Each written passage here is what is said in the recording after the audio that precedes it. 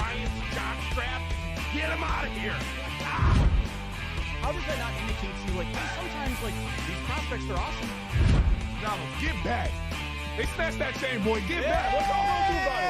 Popeye snatched that chain. Get back. We want that snack wrap. They got 3 flavors. Y'all got 1. Get back. Hey, everybody. Welcome into the Big Factor here on the Big Play Sports Network, presented by FanDuel. Ryan Tyler, Jack O'Rourke, Nick Padone, and Rob Watson in the house today. It's a beautiful Thursday, September 11th. Shout out to all of you guys. Interesting day. We're not going to talk about anything that happened, but we're here to talk about sports, guys. How are we doing today? The greatest escape that there is, man. Like the Guardians game last night. I it sucks that they were unable to win. We got a football game tonight. Like that. This is why we love sports. Is because it can distract you from like the very real and very crazy things that happen out there in the real world. It's crazy that like we've just kind of got football back and all this stuff, but like. Name another time where, like, as a society, like, we need a Thursday night football game, like, as much as we do tonight.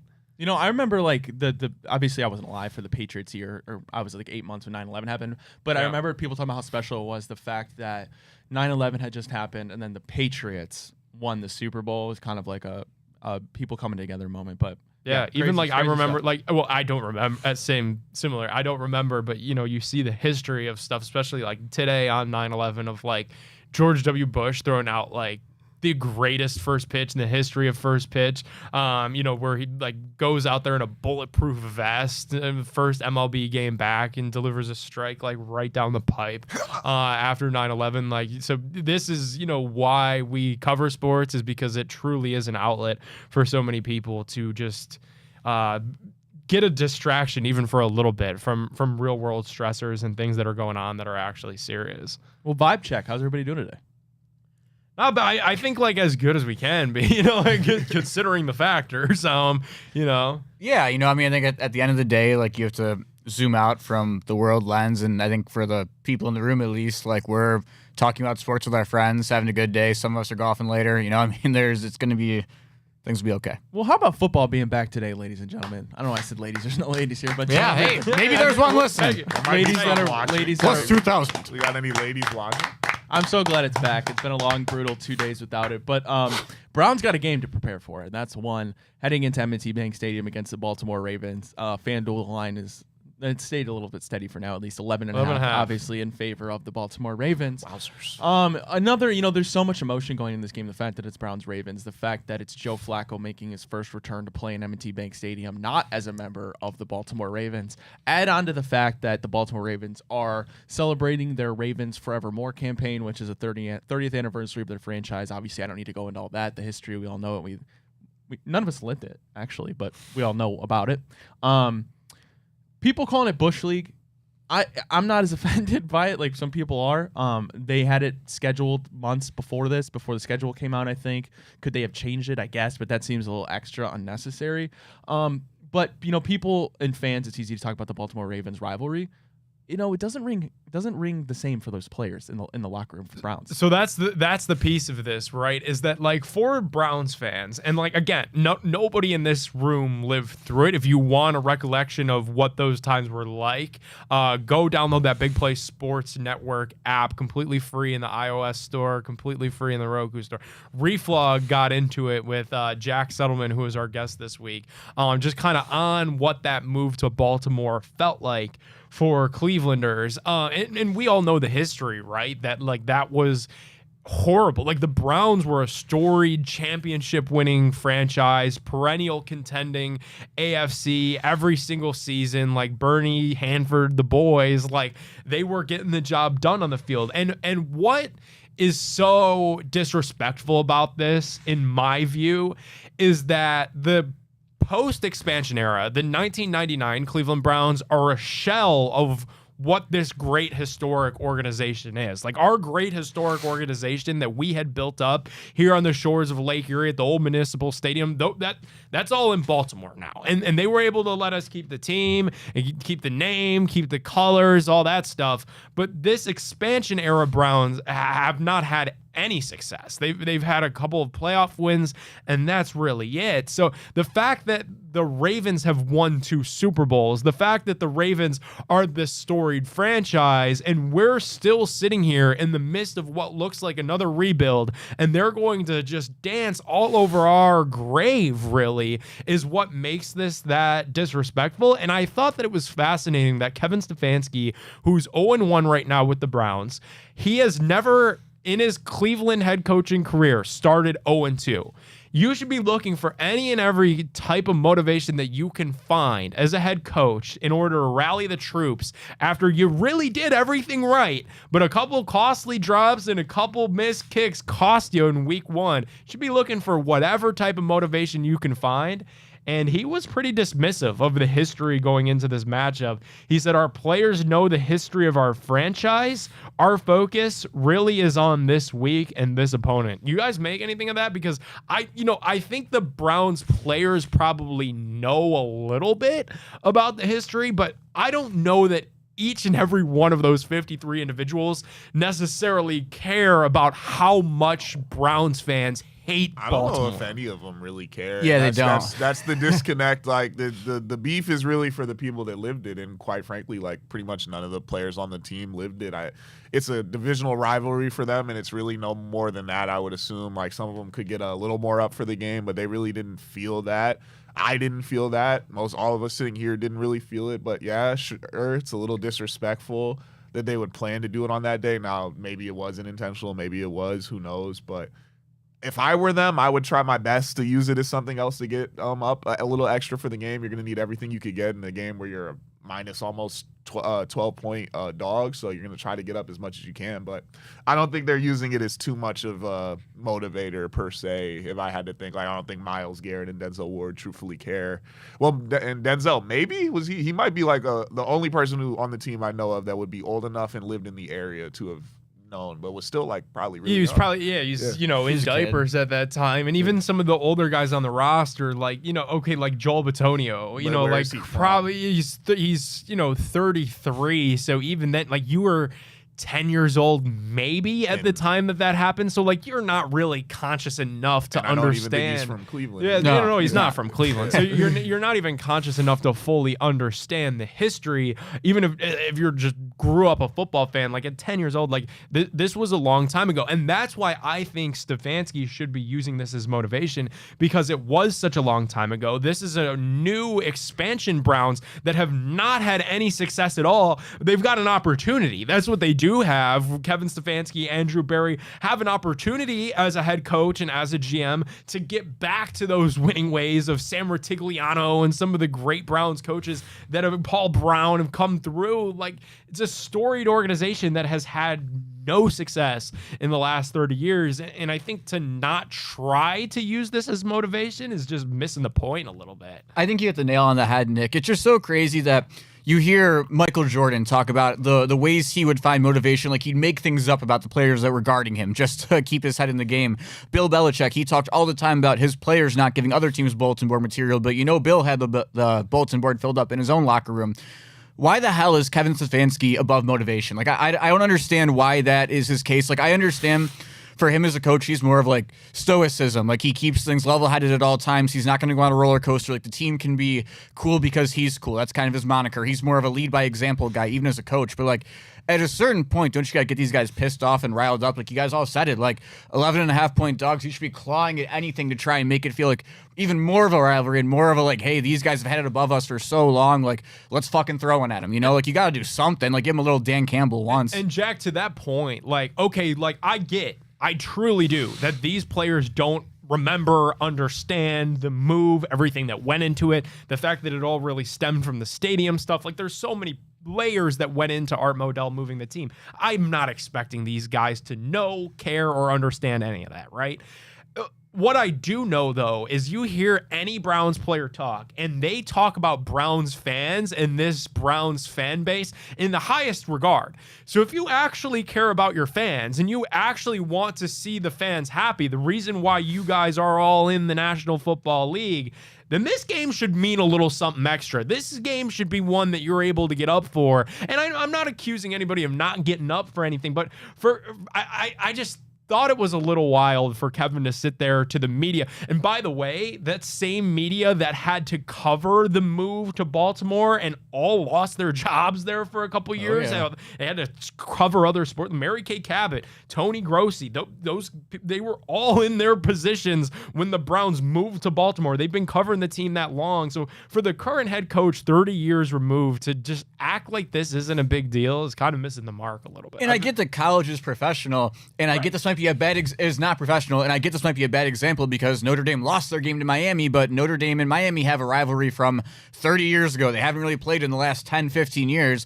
They still, in the locker rooms, both coaches leading into that game talked about like showing the history. And like when you get to play in a special rivalry like Browns-Ravens, like while you might not have been alive for things and you might not have that same pain or even have a need to feel that same pain, because like I'm not asking the players to go out there and feel what our parents did about the Browns leaving, but like you got to give them something to at least show what they're playing for, right? I think they'd even be it's a lot you could use in this game. Like they should be up for the game for Joe Flacco. Like you should be behind your quarterback. You guys all were around for that when he left, and you were with him when he became back and he got off the couch. So that should be another reason his return to M&T. Like Nick said, you should be up and trying to get it done for the fans. It's a division game. This team has all the success. Like it should be no issue to get it going. Kevin may say whatever he did to the media. We don't know what he's going to say in the locker room, so hopefully he gasses the players up a little bit. But, yeah, it should be an easy game to get guys fired up and ready to play, for sure. I mean, regardless of the Baltimore Ravens doing their celebration, I mean, it should be enough motivation, the fact that you're 11.5-point underdogs. Yeah, like, I get that the Ravens are at home, but they're telling you don't belong on the field, the same field as the Baltimore Ravens. Like, you aren't even in the same class, really. I would think that would be enough motivation because, again, it's hard. We can come at Kevin Stefanski. I'm not defending him for any reason, but like knowing your audience, like you can preach that the Baltimore Ravens are your rival. You can preach that they stole your team. Well, do they really care? That's what you got to ask. And I don't think that would really be the way to motivate them. Yeah, I would lean more into the underdogs for sure in the Joe Flacco thing. But a blowout here will be really hard to recover from if he comes out and the team looks really bad. Especially like early in the game. Yeah, Like this is one, Rob, like you said, like there's so many elements that go into this with the history of the teams. And Flacco plays a layer in that history. What am I talking about? The fact that this post-expansion era Browns has had no success. Like, okay, the one thing that we've got is the Super Bowl MVP is on our sideline now. So there are so many pieces of history and motivation. You got Jeudy saying that, the Ravens secondary poses. Hey, Jerry, like, you better go for 120 this can we week. just skip forward to that and talk about that for a second? I mean, yes, we can. But real quick, I got to tell everybody about Fairway Ford. Fairway Ford is the biggest Ford truck dealership in the entire state of Ohio. They have the largest selection of Ford F-150s and Super Duty trucks, and they will not be beat on price by any other Ford dealer. Don't let that short drive to Canfield prevent you from saving thousands of dollars on your new dream vehicle. Fairway Ford, the largest inventory of new Ford trucks, the lowest pricing and same hometown level of service. Scan the QR code now or go give their website a visit, fairwayfordohio.com. One more time, that is fairwayfordohio.com. All right, Jack, get it off your chest. You better be real fucking sure that you're going to come out and have a good week, Jerry Jeudy, if you're going to come out and say something like this. Bro. I know the NFL said you had no drops last week. A couple of balls went off your hands in They critical said 0? moments. Yeah, I it was. think That's they gave him two. impossible. I think with they a gave him fourth two. down I catch. thought I saw it That's was 0. But impossible. okay, well, they gave him 2. Good they gave him 2. Even more reason that, dude, there's no reason to talk, because especially it's not just you backing it up. The 5 guys behind you got to back it up too. And Marlon Humphrey, Kyle Hamilton, like that's a tough friggin' team, man. So I'd be careful. The biggest storyline, obviously, we talked about it, is Joe Flacco. Nick, you kind of mentioned Jack Settleman, founder and CEO of Snapback Sports, came on the Big Play Cleveland show.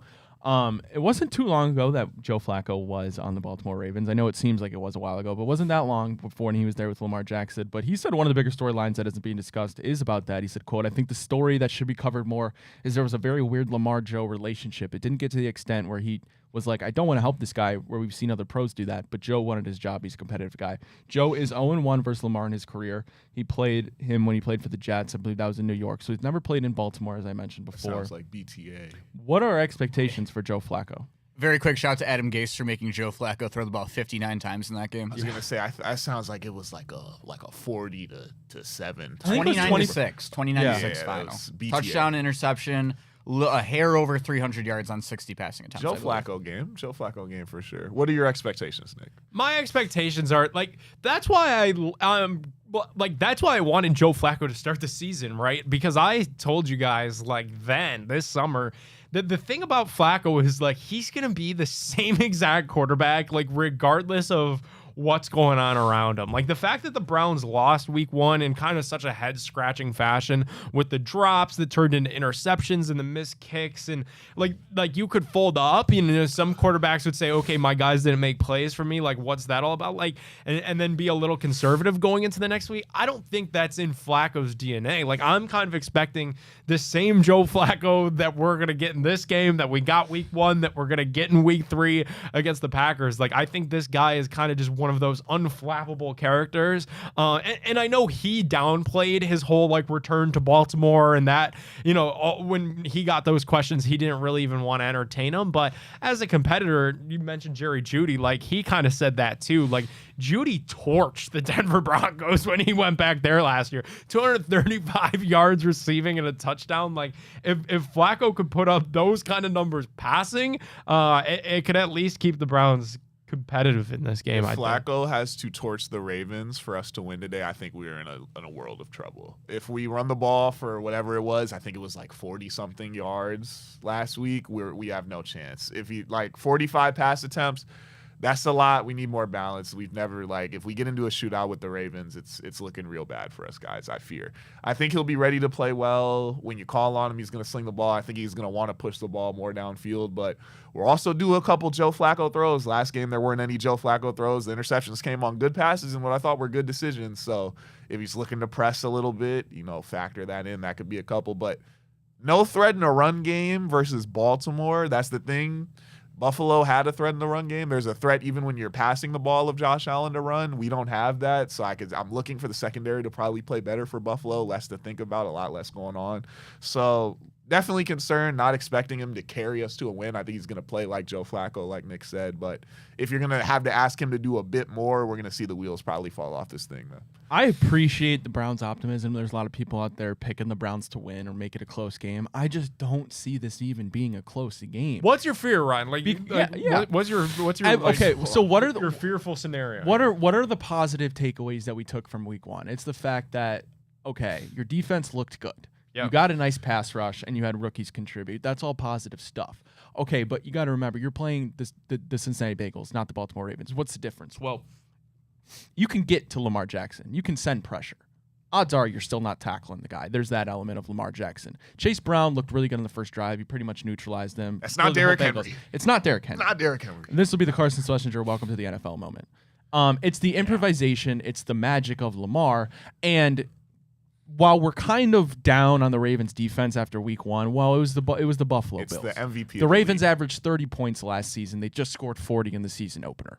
If you're looking at the Browns to win this game, well, law of averages, well, let's even say the Browns defense steps up a little bit. You're going to have to score 25 plus points. When's the last time we've The last time the Browns 20? scored 30 plus points, I believe, was in a loss last year to Denver. Yeah. That was the last time they scored. So if I'm looking at this game, I'm asking the Browns to do what they usually haven't done in years, and that's score around 30 points. That's a big stretch in itself. You're also asking the defense to limit Lamar Jackson, who, by the way, the Ravens are pissed off because they just blew a 40-25 fourth quarter lead. So you want just my none of it really adds up for the Browns to win this game. You want my fear, which is similar to that line of thinking. The Browns, what they did well was they played good defense and they kind of played keep away. And even playing keep away, you couldn't beat the Cincinnati Bengals.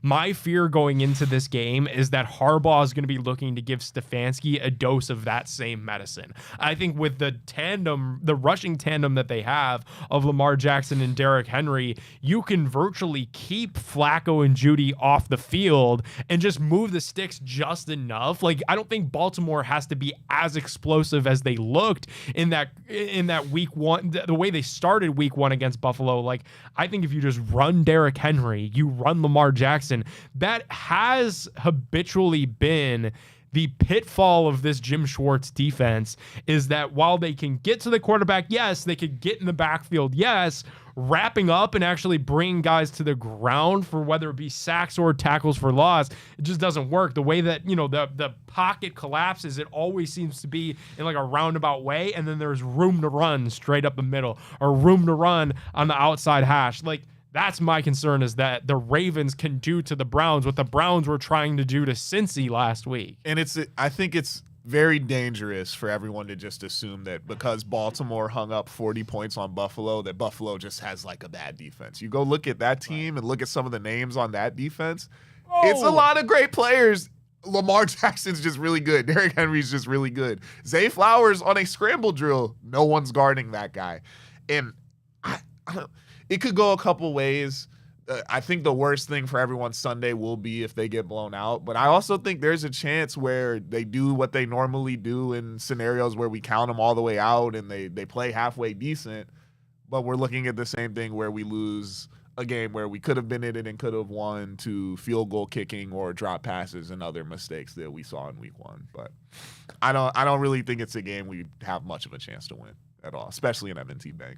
I hate being always positive, Jack, but there's just a couple games a year where the Browns come out and just shock everyone. It's always like a game that there's something fun or worth it, revolved, like the Jim Donovan game that we were at last year. Like they find ways to win cool games sometimes. I can picture the picture of Joe Flacco with the game ball in the locker room on everyone's Instagram story right now. They might win 7 games or lose 7 games in a row after, rather, but they find a way to win a cool game here and there. All right. Let's get into predictions for Browns Ravens. Before we do that, I'll tell you about our friends at Garage Beer. Garage Beer comes in just 2 flavors, classic light lager as well as that classic lime. No frills, no bitterness, none of that IPA taste. It's just beer the way you want beer to taste, and that's beer-flavored beer. Scan the QR code now or go give their website a visit, drinkgaragebeer.com, to find local retailers who sell Garage Beer near you. Again, that's drinkgaragebeer.com. All right, guys. Browns Ravens predictions. Do we want to go a score? Do we want to go a certain something to happen in the game? I guess I'll start. We get to do this tomorrow too, right? That's true. That's true. We'll be on remote tomorrow. That's right. We will be on remote. Oh, so let's do it now, just in case. With the remote. Yeah. I'm we gonna. have bets. We have bets to talk about. I gave a prediction on the Fontana show this morning that goes out at tonight. I said I have the spread's 11.5. I have the Ravens winning 31-20. I have a backdoor Browns cover. But something I think is going to happen is I think we're going to see a Ravens defensive touchdown. It's due. He's due. The pick 6 will come at some point, guys. Like, it's not. Yeah. It's not if, it's when. Man. My prediction. Someone come back to me. I'm gonna work on that one. The thing is, I think Flacco's gonna keep you in these games. I really do. I think the Browns are gonna cover. I got the Browns losing 21-17. Okay. See, I'd be, and that's close game. Close game. Maybe it's one of those game where something happens. Or maybe it's one of those where the score looks closer than what the game actually was. It was 21-10 all game. And it's just the defense is balling out, but the offense isn't really to muster anything up and get them going. But I think Flacco could keep you in these games. So I'm going to say they go down really close. That would involve us having to you'd have a run game. The Browns have no semblance of a run game right now without Quinton. Back in practice today. You are not going to be able to keep the ball out of Lamar Jackson's hands, and he's a walking touchdown. We're not built to pass the ball. That's supposed to be the secondary thing we do, and we're relying on it as the primary. That's where I'm just lost. It's supposed to be the complement to our game, but it's what we have to rely on. So when you play one of these guys, the Joe Burrows, and even more so the Lamar Jacksons, the Josh Allens, the Patrick Mahomes, it's been the pattern for the last 5 years when they've really blossomed in the league. It's if you want to win a game, you have to keep the ball out of their hands, especially if they have the possession and the last possession of the game and all they need is one score to win. Odds are they're going to do it. I'm going to go with my odd prediction for the game. Joe Flacco is going to throw 2 touchdown passes. He's going to get a beautiful swan song at M&T Bank Stadium. The Browns get the win, and guys, it comes off a walk-off winner from the leg of Andre Schmidt. Gets it back right with the good people at Cleveland. Speaking of Andre Schmidt. I was going to say, can we talk about that right now? Go ahead. He teed us up. We got a special shirt for some of you fellas coming out. Big play. We're going to be coming at you guys with the best stuff all year. Take a look at this shirt right here. Andre Schmidt is probably not going to have a game-winning field goal for us this week. In fact, I would probably bet that he misses again. So while you guys have time, take yourself a look. Go get yourselves a Cut the Schmidt shirt at bigblade.com. You could go shop all of our merch. We're going to be coming out with a bunch of great stuff for you guys this season. If he does hit the game-winning field goal for us this week, maybe we'll make it half off. I don't know. But how about this? I'm making a declaration. For every missed kick, do we do a discount or something like that? For every missed kick that Andre Schmidt has, I will buy a shirt. Give away. And send it to somebody that listens to the Big How Factor. about this, Nick? If he misses 2, I'm giving away 2 shirts. What if he misses a PAT again? If he misses a a PAT, Half a shirt, 50% I'm giving off. away 5 shirts. There we go. Yeah, there it is. I could We've give heard away, it right here, so fellas. I could put some serious. If he misses a point after, I will seriously send 5 different people that shirt. There we go. Okay, and by the way, Bruce Drennan bonus time went out last night. Go catch it in the free Big Play app on demand. Did not disappoint. I knew he was going to talk about Andre Schmidt. He'd be like, Andre Schmidt. It did not disappoint. Go check it out. Bold prediction from me real quick, though. Yeah. I think we do somehow contain Derrick Henry. Like, I feel like we'll be able to commit to doing one thing. That does not mean we're going to stop everyone else. I'm saying probably 34-17 Ravens. I still can't see how we're going to score 20 points with no run game. We need more balance to our team. And hopefully Quinshon Judkins could show us something. But he wasn't in practice yesterday, so I don't even know what that means for this week, guys. All right, well, best of luck to the Browns. We're going to take a break, but we're not done yet. When we get back, Chris Jimenez, friend of show. Of course, you see him on Cleveland Guardians broadcast. He'll be joining the show, talk a little bit of football, talk a little bit about our Cleveland Guardians. Are the playoffs still alive? Well, I guess technically. We'll get his thoughts on that when we get back right here on The Big Factor.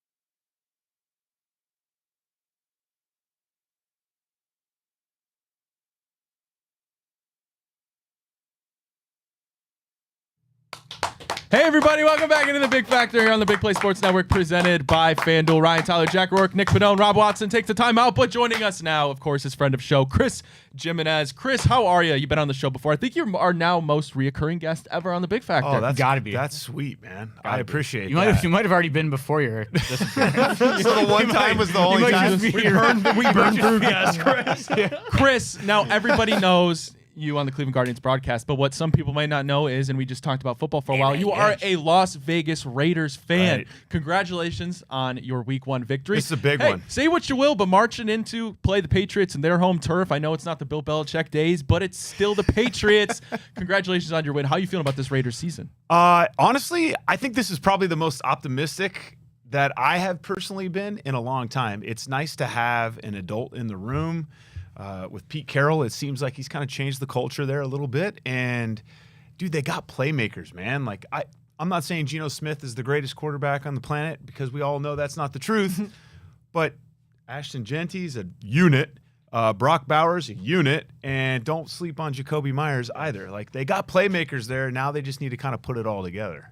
So I may or may not have thrown out way too early bust allegations against Ashton Genty on the show on Monday. Yeah, that was absurd. Would you care to comment after what was it? 19 carries for 78 yards. He scored a Wasn't touchdown. bad. Hey, it wasn't he had a bad. It wasn't touchdown. bad.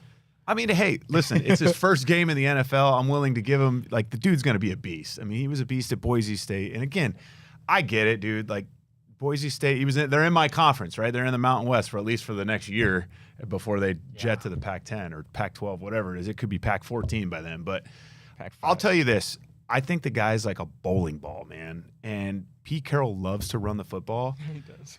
Plus, it just opens up everybody else. When you have to, account for Brock Bowers, who I hope plays this week because my Dynasty League really needs him.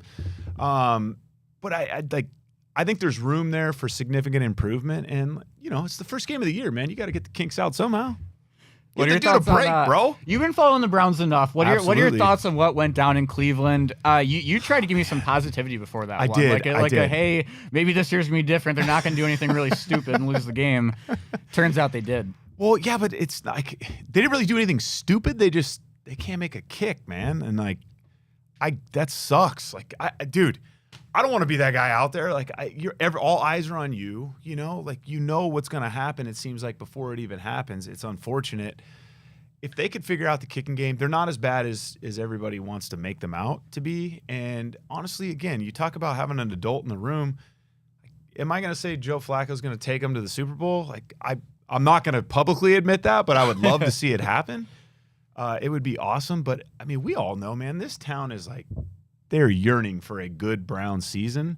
And there's been a lot of stuff that's happened, and you feel bad for it, but I think Joe Flacco being kind of the adult in the room, again, they have some playmakers too, man. Don't sleep on them. Njoku, it looks like this new tight end from Bowling Green was Fannin. Yeah, you had a good game. Fannin. Yeah, I sneakily took him in my fantasy draft. Too. Oh, really? Where are you stealing him at?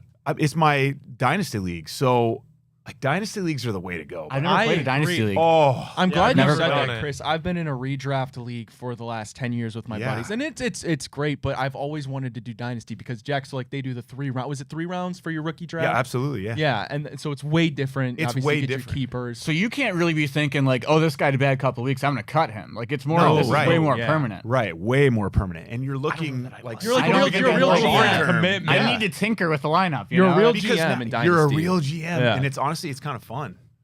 So give me if you can as of right now, quarterback, running back, top 2 receivers. What's the lay of the So land? on my team? Yeah. Okay, I got Jaden Daniels. He was You draft him? I drafted him, not obviously this year, but I drafted him last year in our rookie. Was he the 102? Did Caleb was go on? the 102? Yeah. And then I had the 103, and I took Bowers right after Oh, it. So man.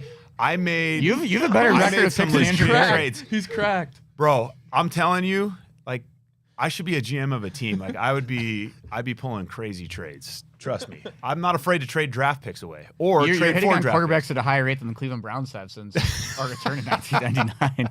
But dude, I just pulled a trade this offseason, and I got Herbert, who again is a top 5 or 8 dynasty quarterback. The key is you gotta prepare for now and the future at the same point. So I've also made a couple of trades. I got a couple of draft picks.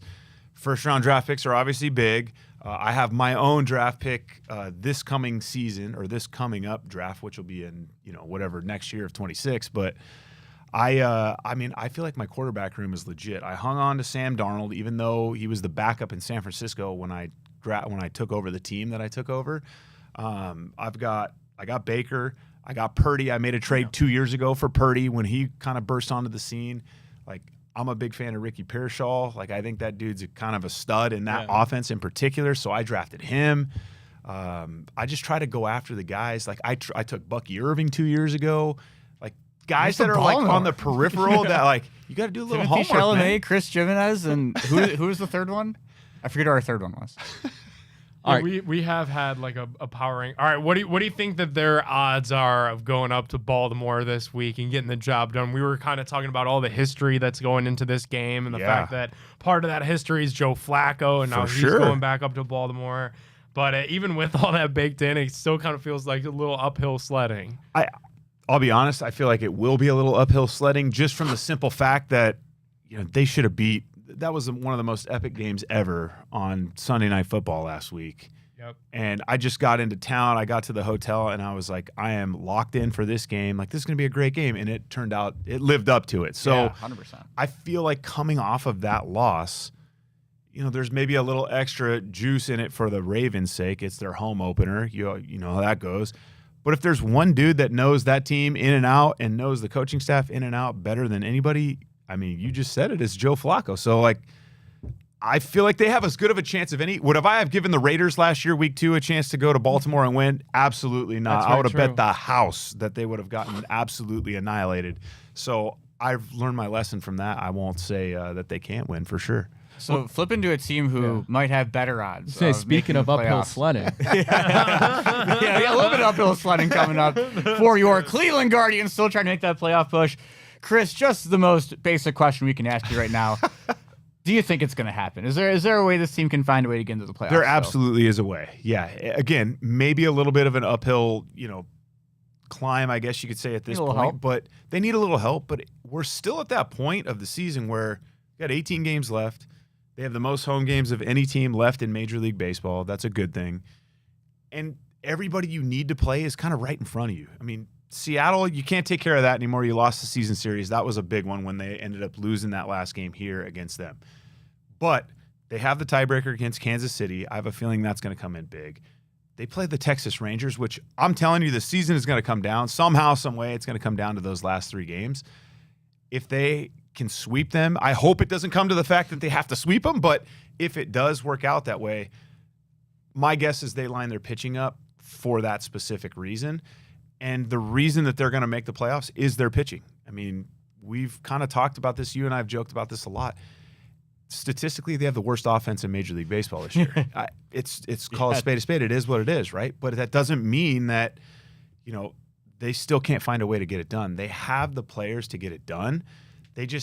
They're very young in the sense that they go through, like, you try to keep things and not make them like peaks and valleys. You know what I mean? You try to have them have rolling hills.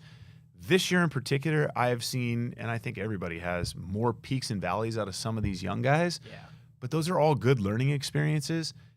And I truly feel like Brian Rocchio should be the poster boy for the organization, honestly. Like, I give that young man so much credit because taking the demotion the way he did, I mean, look at the postseason he had last year. We were like, holy cow, man, this guy's the next coming of. October. Yeah, and then he turned that over into spring training, had an unbelievable spring training, and then from there it was just like, oh boy, what happened to this young man? He completely changed the trajectory of his career and his thought process because we know he can play defense. He's like the best defensive shortstop in baseball. And he turns out he plays second base too, so that's even better. But he's one of those kids that have really taken it to heart, worked on what they asked him to work on, and now he's come back up. And dude, he's hitting 280 since he's gotten called back up with a few homers, 2 hits last night. Him and Steven Kwan had multiple hits. So I think that there is a way. It's going to rely on that pitching. They need these guys to continue to step up, and I think the 6-man rotation probably helps that a little bit because it takes a little, pressure off the bullpen. But they're going to have to hit. They got to have to find a way because good pitching always beats good hitting. And, generally in the playoffs, you're going to see some pretty good pitching. Chris, I want to ask you real quick about the Guardians pitching. I mean, we've seen some just crazy performances. Dude. Parker Messick balled out. Gavin Williams balled out. This is just in the last couple of months here. Like, Slade Ciccone, damn near no-hitter. Like, what has changed? Because these guys have been lights out ever since the All-Star break. It's amazing, honestly. First of all, Parker Messick, you talk about a dude with some stones. Like, that guy, I love it, man. Yeah, we're big fans. Big fans of that. He's just not afraid of anybody out there. He attacks. I think that's been the biggest thing is you see these guys attacking the strike zone. They're not afraid. They're not living around the peripheral. That's been Gavin's biggest issue the whole year.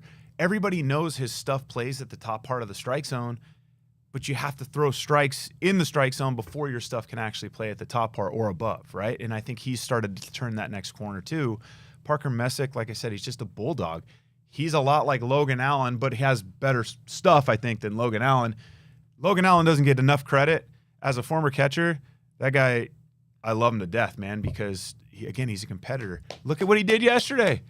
He kept always fights back. 2 runs, 5 innings. Yep. That's exactly what you need out of your number 5 starter. And then, Tanner Bybee hasn't had the year that I think we all hoped after him signing that extension. Yeah. He's even hoped. But trust me, I believe in. I'm betting on the kid, and my guess is, if it's playoff time, the dude's going to show up, and I guarantee he makes some adjustments going into next year. He's a really, really solid pitcher. Then you got Slade. Joey Cantillo's got the best stuff of anybody on the staff, and I'll die saying that. Yeah, like, take that to the that grave. It's changeup. unbelievable. Dude, his Good changeup. breaking ball has 11 inches more vertical drop than anybody else's in baseball. That's outrageous. That's 11 that's inches, damn near bro. a foot. Yeah. It's literally, yeah, Oh, yeah, exactly. no, Thanks, Nick. It Big is. factor math. I just want people to realize Sports how science. bizarre that is. Yeah, I can. it That's feels the like kind of math sports I understand. Yeah. Not to get nerdy with it, but that's a lot. I was going to ask you, too, to go even deeper into this pitching situation right now. So Cantillo balled out on Tuesday. Slade was awesome Monday. Logan did his job on Wednesday. Yeah. But you're at a point now where you got your 3 righties. You got Slade, Gavin, Bybee. You got the 3 lefties now, Cantillo, Means, and LTA. Or not Means, Messick. Messick, But yeah. you might And be you have getting Means, too, John Means potentially. soon, depending on what he does in the International League in the next couple of Right. weeks. But how do you see this breaking down? Because at a certain point, if you're still in it with 2 weeks left, like you kind of got to just like roll your guys to the end. For sure. And I Or think can you roll 6? I absolutely think you could. And depending on how Detroit, like I think a lot of this happens, it depends on what Detroit does the next few days. Yeah. We play Detroit for 3 games next week in Detroit. I'm not saying that the division is, out of reach, but I think we're all being realistic here, and they're 8.5, 9.5, I think, out of the division with 18 to play. It's probably not going to happen.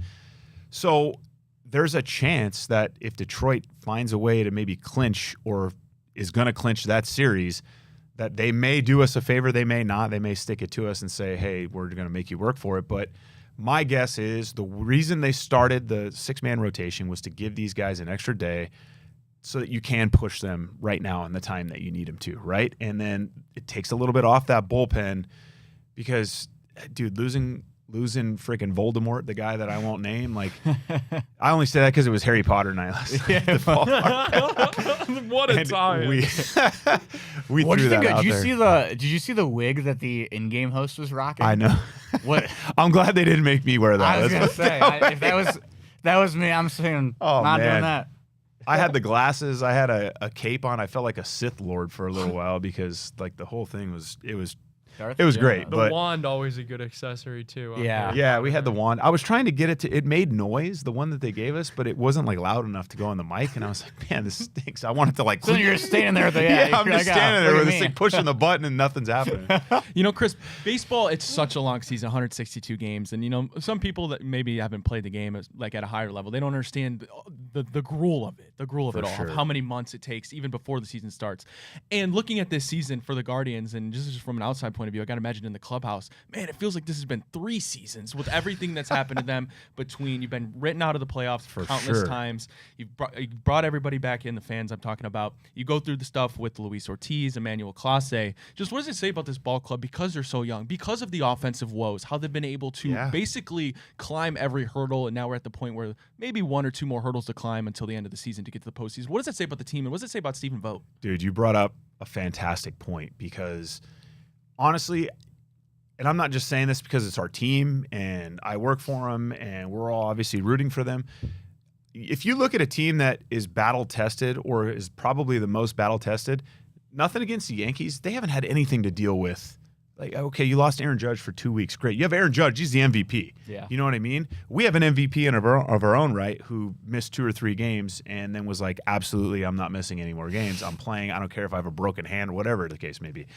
I think this team, truthfully, is the most battle-tested of any team that is even in playoff contention right now because of all those things that they've had to go through. You've lost your closer, right? The anchor at the back end of your bullpen, the guy that was the 3rd in Cy Young voting last year as a freaking closer, right? Nuts. And then you lost your number 3 starter at a month before that, and it wasn't due to injury. It was due to off-the-field stuff, right? So the fact that I could probably make the argument, Stephen Vogt, obviously he's a really good friend of mine.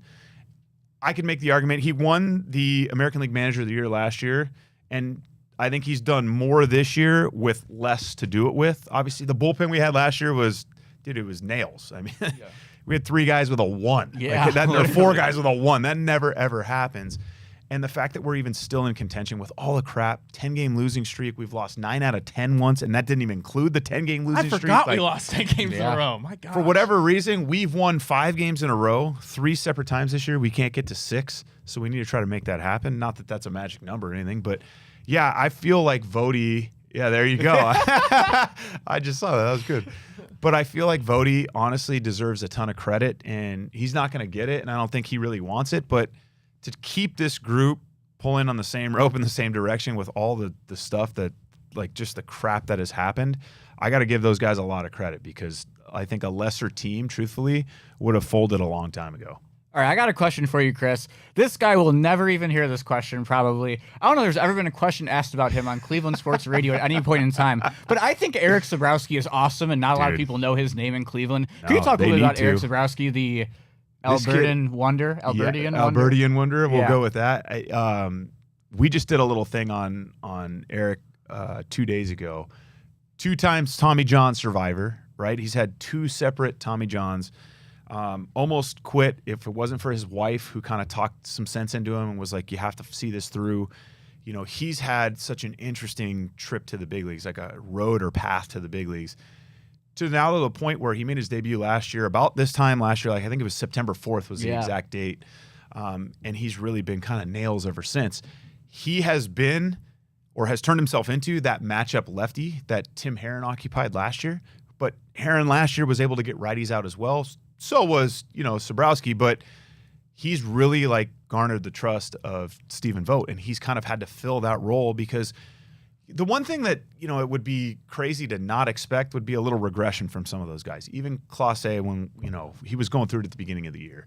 And now I think we know why potentially he was going through some weird stuff. And yeah, obviously we'll just leave that at that. But I feel like, Hunter Gaddis was due a little regression. Cade Smith was due a little, like, these guys, as good as they were last year, it's impossible to be as good or better the next year. When you have an ERA that is like a .06, it doesn't get any better than that, literally. So it's going to go the opposite way. So he's been kind of another addition to this bullpen that has really kept the length, being able to, match up guys in the 6th inning and not pray to God that your starter gets you 6 full innings, so that you can go, Gaddis, Cade Smith, and whoever else, in the 5th or 6th or 7th inning. So he's done a really, really good job this year of, because again, he got hurt out of spring training. He would have been on the team out of spring training and kind of filled that role from there. But, since he's been back, he's really filled that gap and has lengthened this bullpen out and given Vody options down there that he can match up a lefty now, because Tim Herron's had a little bit of a regression year. And again, that's not to be unexpected.